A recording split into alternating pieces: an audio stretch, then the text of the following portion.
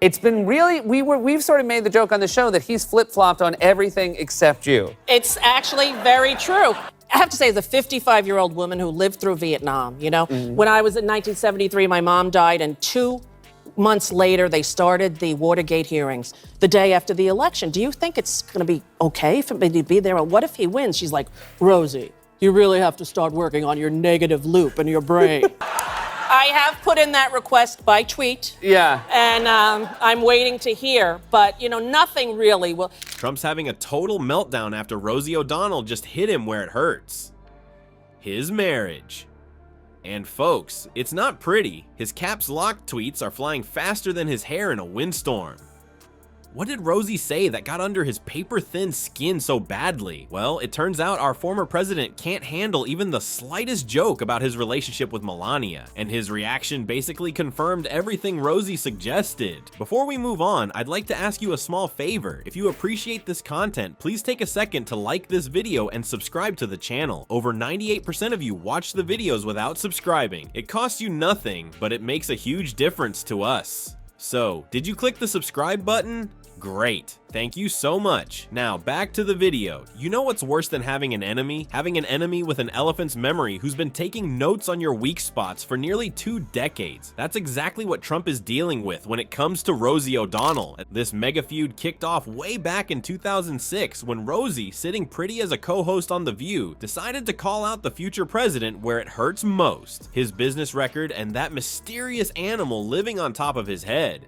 And she's the prostitute? And who is he? He's the moral arbiter of 20-year-old behavior now, right? So then I said, you know, some facts that I just went on Wiki. Here, He was on that little escalator down with the fake crowd going, look, here's my wife who loves me. And she's like, how do I get out of here? And did it sort of start? It started from The View, yes? The View. Yeah.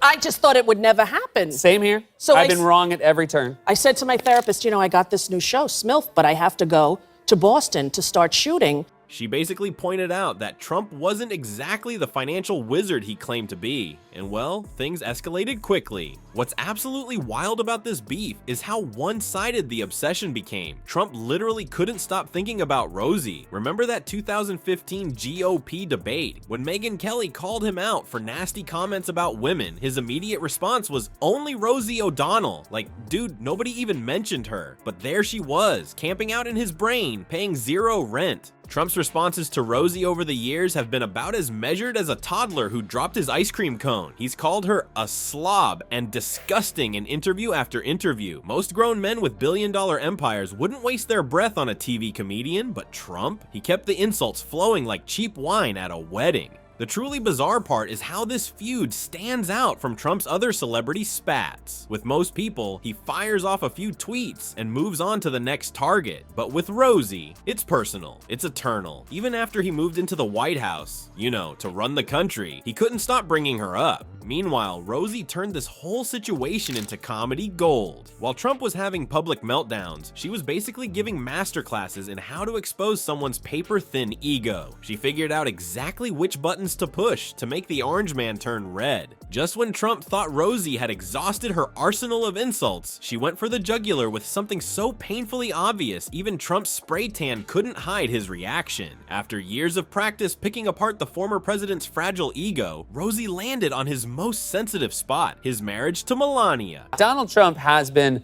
mad at you for a very long time. Over a decade. Over a decade. Yes. You know, there was a Tara O'Connor, I believe her name was, a young Irish lass who was Junior Miss Trump Atlantic City pageant sexist winner. Well, I cry every time. Okay, you know? yeah. When I at first was at the Public, I went to see it at the Public, and I was just devastated by it. How? I have to say, as a 55-year-old woman who lived through Vietnam, you know, when I was in 1973, my mom died, and 2 months later, they started the Watergate hearings. Rosie didn't just randomly stumble upon this topic. No, this was a precision strike after decades of studying exactly what makes Trump tick. She went straight for the kill by suggesting something many Americans have quietly wondered about for years: that his marriage to Melania is nothing more than a business arrangement. Talk about hitting where it hurts. The genius part of Rosie's attack was how she used comedy to highlight what most people could already see with their own eyes. She pointed out Melania's frequent absences, those awkward hand-swatting moments captured on camera, and the general discomfort that seems to radiate from the former First Lady whenever she's forced to stand next to her husband. Rosie basically just said out loud what late-night comedians have been hinting at for years. What made these comments stick wasn't just their delivery, it was that they tapped into existing whispers about the Trump marriage. When your relationship already has people raising eyebrows at every public appearance, having someone like Rosie pointed out on a public platform is like pouring gasoline on smoldering embers.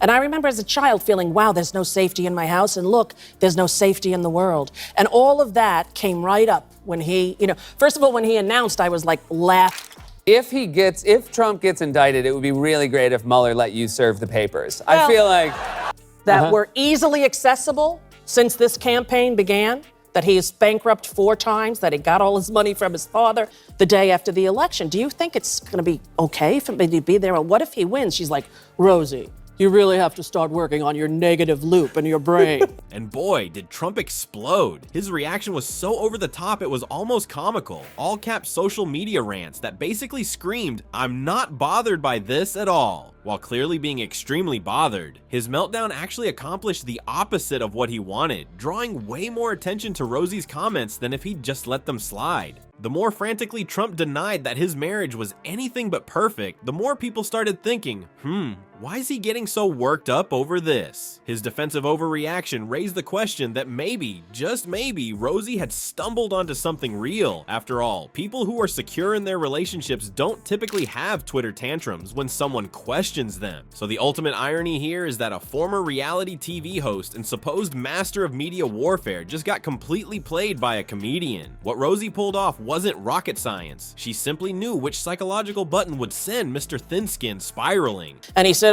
just want you to know, I've forgiven her. And this young woman, I'm like, what is he, the pimp?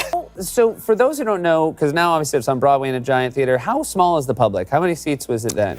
He is not going to win. Every smart person knows he is not going to win. That night, I was like, listen, you wench. I am here and I have nose at it! Mommy's better since Bob Mueller last Friday. Political analysts have been pointing out how Trump's inability to handle criticism poses a massive problem for his comeback plans. Every time someone takes a jab at him, he reacts like a toddler who dropped his ice cream cone. The real lesson, you don't need to be president to defeat a bully. Rosie just demonstrated the perfect roadmap for getting under Trump's orange epidermis. His fragile ego might be the biggest obstacle to his political ambitions. Worse than any scandal or legal trouble. Grumpy Trumpy can't help himself when provoked, and that's exactly what makes him such an easy target. Rosie didn't just win their feud, she wrote the instruction manual for everyone else.